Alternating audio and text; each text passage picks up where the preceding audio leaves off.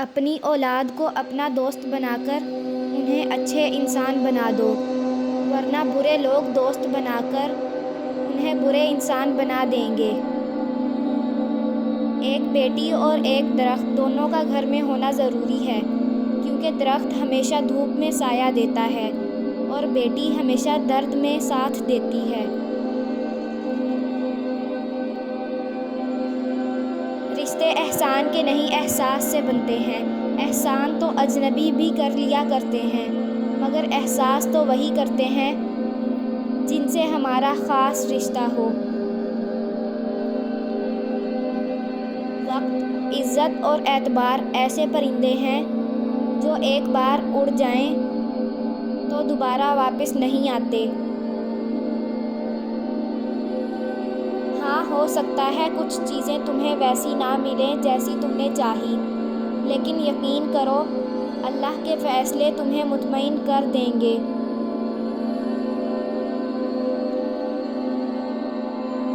جب تمہیں خوشیاں ملنے لگیں تو 3 چیزیں کبھی مت بھولنا: اللہ کو، اللہ کی مخلوق کو اور اپنی اوقات کو۔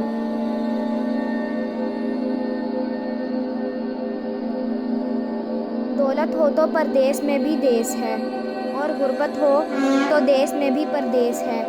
غربت انسان کو اپنے ہی شہر میں اجنبی بنا دیتی ہے۔ زندگی بہت عجیب ہے۔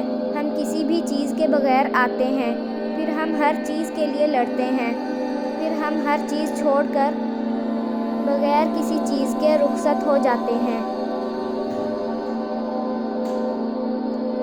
اور جب تمہیں لگے کہ تم کمزور پڑ رہے ہو تو اس وقت کو یاد کرنا جب کوئی نہیں تھا تمہارے پاس، تنہا تھے تم، اور پھر بھی وہ امید، وہ صبر، وہ حوصلہ، تمہیں گرنے کے بعد دوبارہ تھام کر کھڑا کرنے والا اور سہارا دینے والا، بس وہ اللہ ہی تھا۔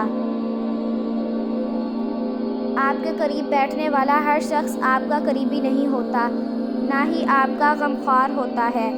بعض ان میں سے ایسے بھی ہوتے ہیں جو آپ کی من کی بات ٹٹول کر آپ کو ہی مات دینے کی چاہ میں ہوتے ہیں۔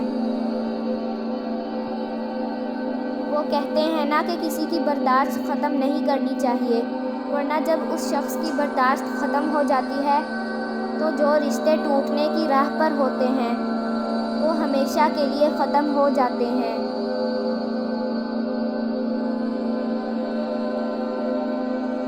دعائیں تب اثر کرتی ہیں جب انہیں صبر کی مہر لگا دی جائے، اور صبر یہ نہیں کہ اللہ پاک سے مانگنا چھوڑ دو، بلکہ صبر تو یہ ہے کہ لوگوں سے کہنا چھوڑ دو۔ دن گزر جائیں گے اور تم ان چیزوں کو ترک کر دو گے جن کی تمہیں عادت ہے، پسندیدہ انسان کو چھوڑ دو گے، اپنے خوابوں سے دستبردار ہو جاؤ گے، اور بالآخر یہ تمہارا حقیقت قبول کرنے کی طرف پہلا سفر ہوگا۔ معاشرہ کو پاکیزہ بنانا ہو تو اصلاح اپنے آپ سے شروع کی جاتی ہے۔ اگر ہر کوئی دوسرے کی اصلاح کی فکر تو رکھے اور امیج بنا بنا کر شیئر کرتا رہے، لیکن اپنی اصلاح سے غافل ہو تو بات کا وزن نہیں رہتا۔ اس لیے جب معاشرہ کی اصلاح کرنی ہو تو پہلے اپنے قول و فعل کو درست کیجیے، پھر معاشرہ کو دعوت دیں۔ ٹھیک ہے، انسان کو دوگلا نہیں ہونا چاہیے، لیکن انسان کو گہرا ضرور ہونا چاہیے۔ اگر آپ کھلی کتاب ہوں گے تو چسکورے لوگ آپ کو پہلے پڑھیں گے، پھر آپ کی زندگی کے ورق پھاڑ پھاڑ کر ان میں پکوڑے بیچنا شروع کر دیں گے۔ اس لیے احتیاط برتیں۔ جو قریب ہوتا ہے مدد کے لیے اسے ہی پکارا جاتا ہے، اور اللہ سے زیادہ کوئی بندے کے قریب نہیں۔